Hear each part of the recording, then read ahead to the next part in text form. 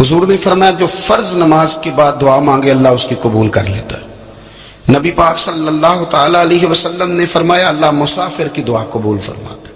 حضور نے فرمایا اللہ مظلوم کی دعا قبول فرماتا ہے۔ حضور نے فرمایا بیمار سے دعا کراؤ اللہ اس کی دعا قبول فرماتا ہے۔ میرے نبی پاک نے فرمایا ماں باپ جب بھی اولاد کے لیے ہاتھ اٹھائیں، ویسے تے بلے شاہ تو آسمانی اڑ دیا ہی پھڑ دیں، جڑا گھر بیٹھا انہوں پڑھیا ہی نہیں۔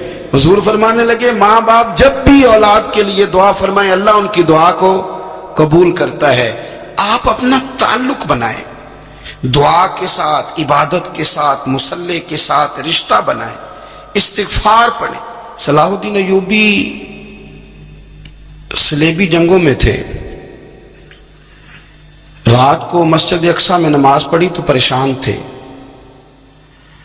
ایک بزرگ سے ملاقات ہوئی تو وہ کہنے لگے کہ آپ بڑے پریشان ہیں۔ کہنے لگے حضور پریشان اس لیے ہوں کہ پہلے ہی مسلمان کمزور ہے، اب میں نے سنا ہے دشمن کا ایک بحری بیڑا وہ جنگی سامان سے بھرا ہوا آ رہا ہے، تو اب ان کے پاس اور تلواریں اور نیزے آ جائیں گے، مسلمانوں کے پاس پہلے ہی وسائل کی کمی ہے، پریشان ہو کس طرح کر کے مقابلہ کریں گے۔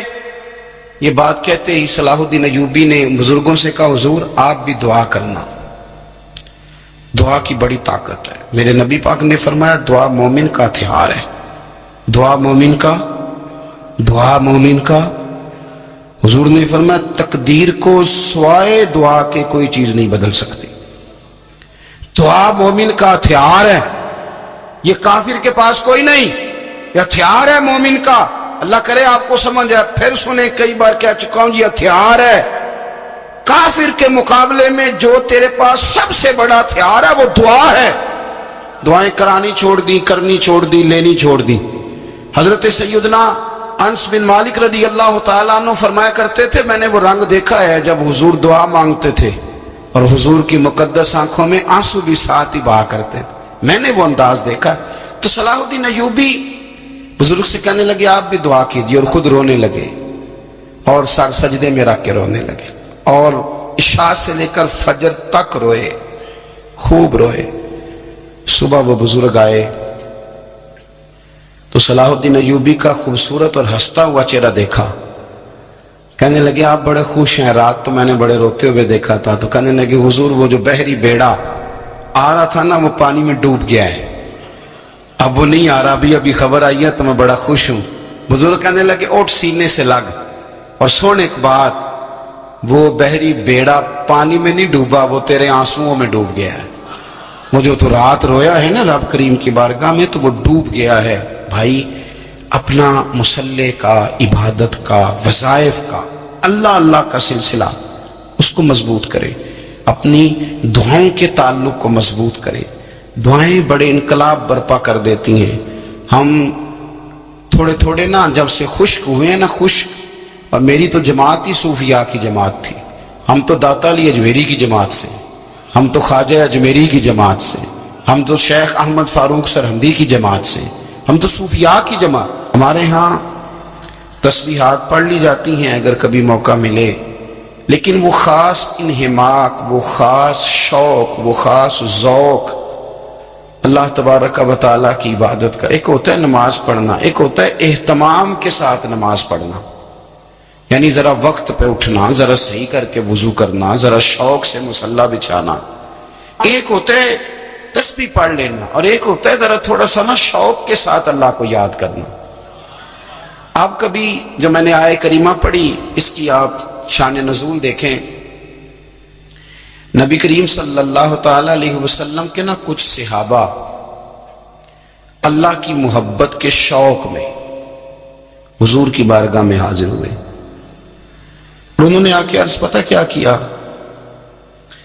عرض کرنے لگے یا رسول اللہ صلی اللہ تعالی علیہ وسلم سالوں بیت گئے ہیں سجدے کرتے ہوئے، حضور سالوں بیت گئے ہیں تسبیح پڑھتے ہوئے، سالوں بیت گئے کہتے ہوئے کہ سبحان اللہ وہ پاک ہے، ہمیں سالوں بیت گئے یہ کہتے ہوئے کہ اللہ اکبر وہی سب سے بڑا ہے، سالوں بیت گئے کہتے ہوئے کہ الحمدللہ ساری تعریفیں اللہ کے لیے، سالوں بیت گئے اس کی تسبیح کرتے، تحلیل کرتے، تکبیر کہتے، حضور اب نہ ہمارا اپنے رب سے ملنے کو جی چاہتا ہے، کبھی اے حقیقت منتظر نظر آ نہ لباس مجاز میں، لاکھوں سجدے تڑپ رہے ہیں میری جبین نیاز میں۔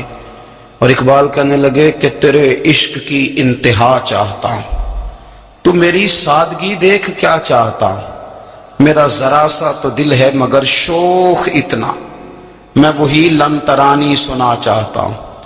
میرا بھی دل کرتا ہے کہ اللہ میں تجھے کہوں میں تجھے دیکھنا چاہتا ہوں، جس طرح حضرت موسیٰ کلیم علیہ السلام نے کہا تھا، اور تو مجھے کہے کہ لن ترانی تو نہیں دیکھ سکتا، ذرا سا تو دل ہے مگر شوخ اتنا، میں بھی وہی لن ترانی سنا چاہتا ہوں۔ پھر کہنے لگے بھری بزم میں راز کی بات کہہ دی، بڑا بے ادب ہوں سزا چاہتا ہوں۔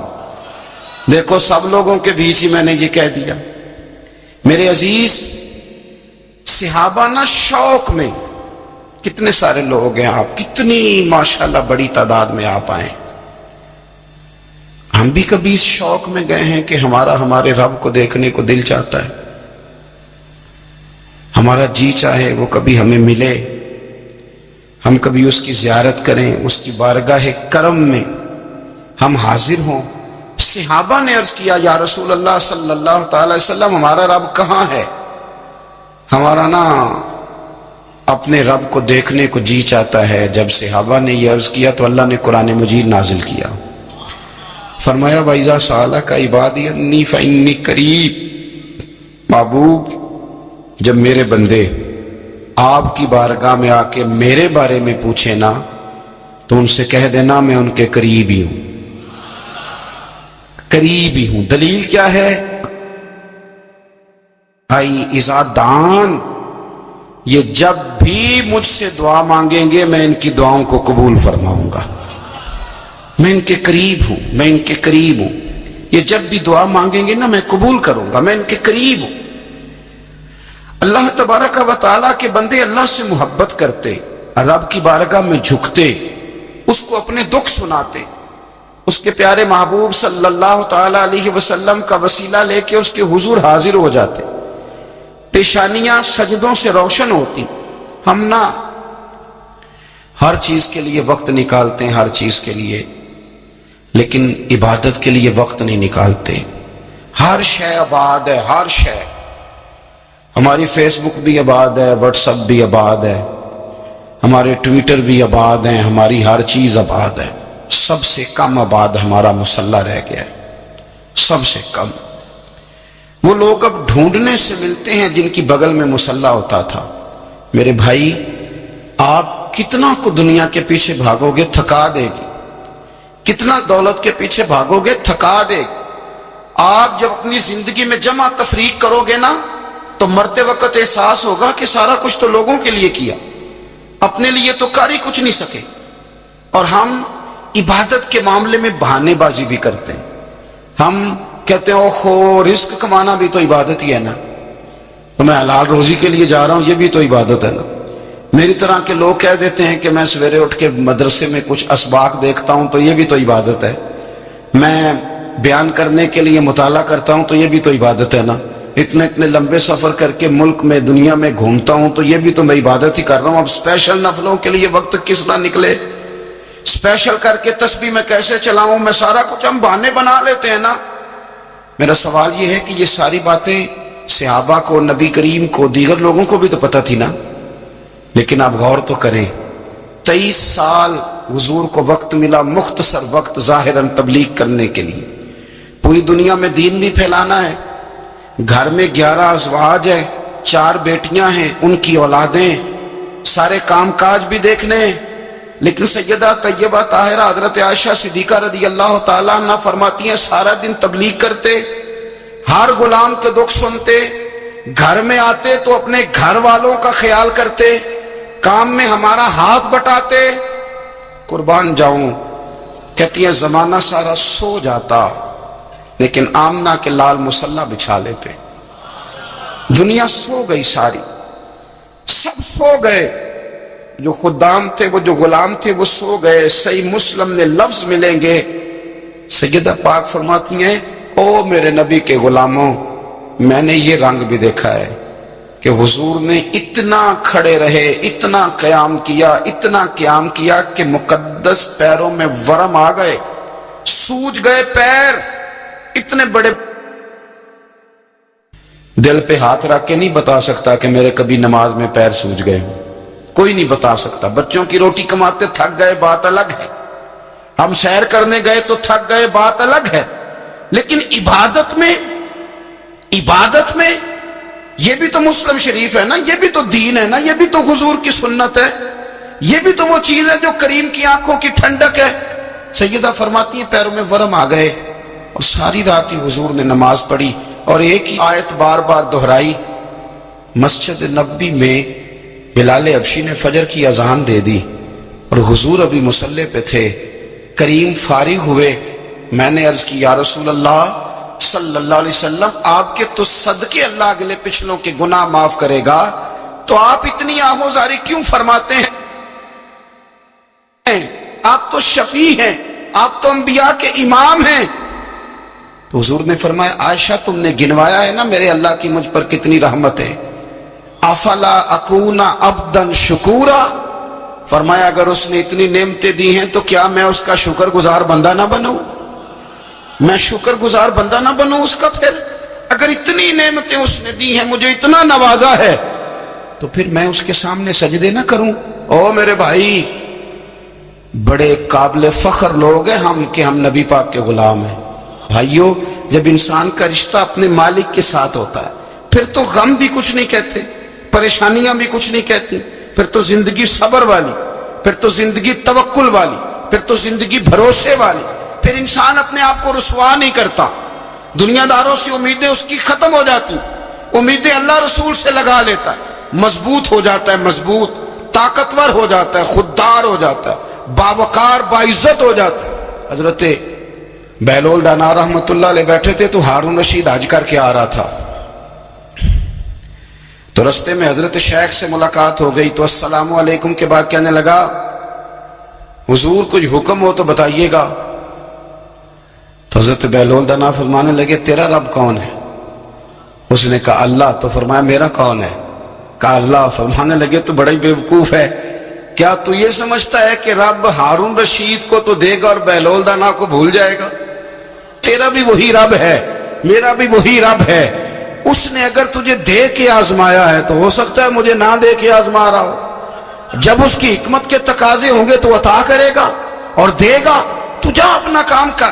بھائی اپنی روحانی زندگی، اپنی عبادات، اپنے وظائف، اپنے روزمرہ کے معاملات، اپنی دعائیں، اپنا استغفار، دیکھو کوئی مشکل کام تو نہیں، 2 رکوع ہیں سورہ واقعہ کے اگر رات کو پڑھ لی جائے تو۔ میں کس طرح یہ بات بیان کروں کہ تعویذ بانٹنا آسان ہے اور وظیفہ بتانا مشکل ہے؟ سارا دن تعویذ بانٹیں تو لوگ لینے کو تیار ہیں، اور اگر آپ وظیفہ بتائیں تو کہتے ہیں تو مشکل کام ہے۔ او خدا کے بندے، اگر آپ کا تعلق قرآن پاک کے ساتھ مضبوط ہو، قرآن پاک کے ساتھ اگر آپ کا رشتہ ہو، لوگ سفارشیں ڈھونڈتے ہیں نا دنیا میں، کوئی تعلق مل جائے تو میرا کام ہو جائے، دنیا میں اتنا مشکل معاملہ ہے، آخرت میں مجھے بتائیے گا کتنا مشکل معاملہ ہوگا۔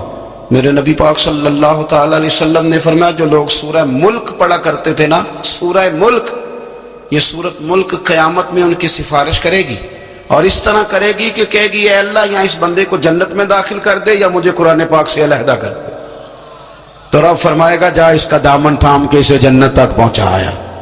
آپ بات کو سمجھیں، جب آپ کے تعلقات اپنے معاملات کے ساتھ مضبوط ہوں گے، یہ نبی کریم نے وعدہ کیا ہے کہ تو سورت واقعہ پڑھ تیرے گھر میں فاقہ نہیں آئے گا۔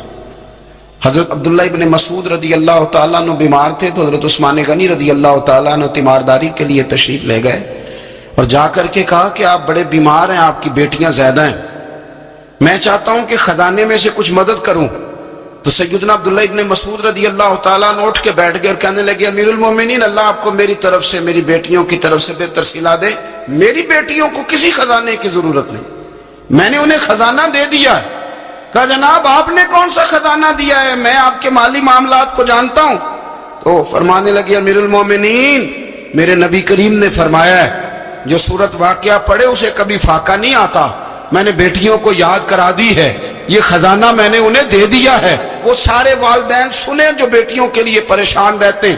حضرت عبداللہ ابن مسعود نصیحت کر رہے ہیں، فرمانے لگے میں نے سورۃ واقعہ یاد بھی کرا دی ہے، پڑھنے کی عادت بھی ڈال دی ہے۔ حضور نے فرمایا ہے جو سورۃ واقعہ پڑھے اسے فاقہ نہیں آتا۔ کہنے لگے چاند تو اپنی جگہ چھوڑ سکتا ہے، سورج گر سکتا ہے، تارے ٹوٹ سکتے ہیں، پر مدینے والے رسول کی بات غلط نہیں ہو سکتی۔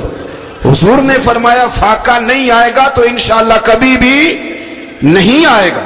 کرنے کا کام یہ ہے کہ ہم اپنے معاملات، اپنی عبادات، اپنی دعائیں کبھی 10 منٹ عادت ہو جائے نا دعا مانگنے کی علیحدہ سے رات کو۔ بھائیو آپ خیال رکھیں گے، غور کریں گے، حضرت عبداللہ ابن عمر رضی اللہ تعالیٰ عنہ کے بارے میں پوچھا تو سیدہ فرماتی ہیں کہ نبی کریم صلی اللہ تعالیٰ علیہ وسلم نہ زیر لب مسکرائے اور فرمائے حفصہ تیرا بھائی ہے تو اچھا، لیکن میں نے سنا ہے کہ عشاء کی نماز پڑھتا ہے تو فجر تک سویا ہی رہتا ہے۔ او نوجوانوں، 10 بجے تک سونے کی بات نہیں ہوئی، 9 بجے تک سونے کی بات نہیں ہوئی، 11 بجے اٹھنے کی بات نہیں۔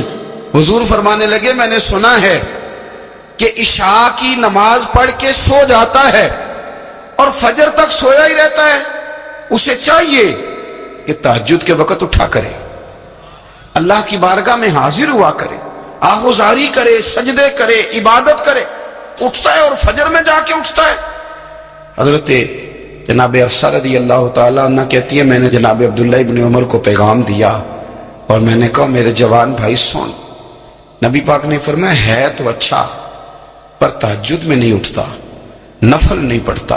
او میری ملت کے جوانوں، مزہ نہیں آ جاتا جب ساری دنیا سوئی ہو، ساری دنیا، اور بستر بھی گرم ہو اور نیند بھی پورا غلبہ کر رہی ہو، اور اچانک گھنٹی بجے دماغ میں، آنکھ کھلے، گھڑی پہ نظر پڑے، 3:30 4 بجے کا پیغام گھڑی بتائے، اور کوئی چڑھتی جوانی والا اٹھ کے وضو کرے، اور جب وہ مصلی کھول کے بچھائے تو مدینے والے محبوب کہتے ہیں کہ ہر نماز پہ رب ثواب دیتا ہے، اور جو اٹھ کے تہجد کی نماز پڑھے اسے دیکھ کے تو رب مسکراتا ہے، جو اس کی شان کے لائق ہے، جو اس کی شان کے لائق، وہ مسکراتا ہے، خوش ہوتا ہے کہ میرا بندہ تہجد میں اٹھ گیا، وہ مسکراتا ہے۔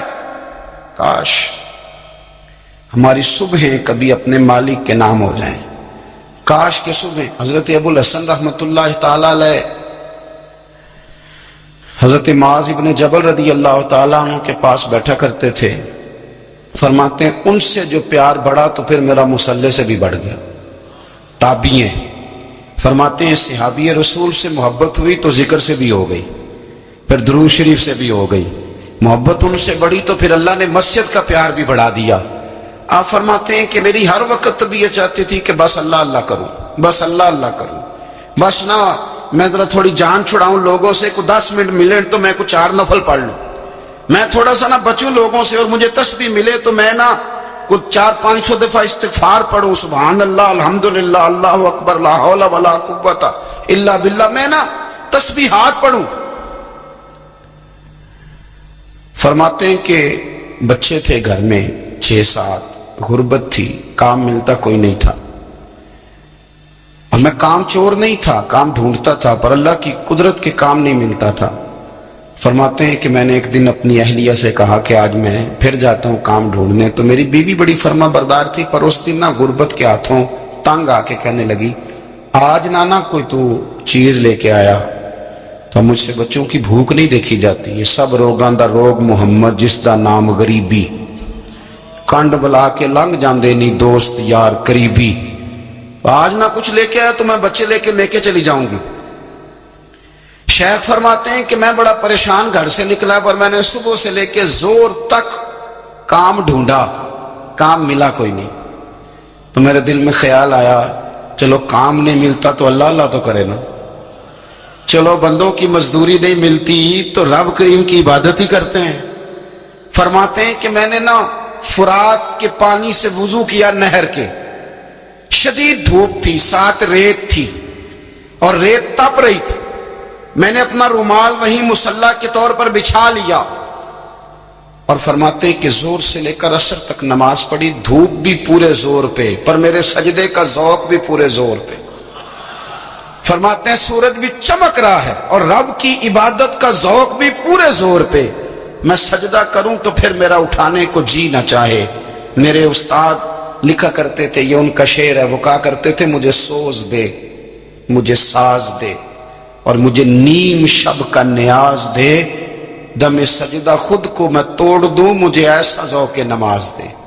اور میں تیری بہار کا پھول ہوں، میں کھلا بھی ہوں تو تیرے لیے، مجھے میری شاخ سے توڑ لے، مجھے اپنی زلف کا ناز دے۔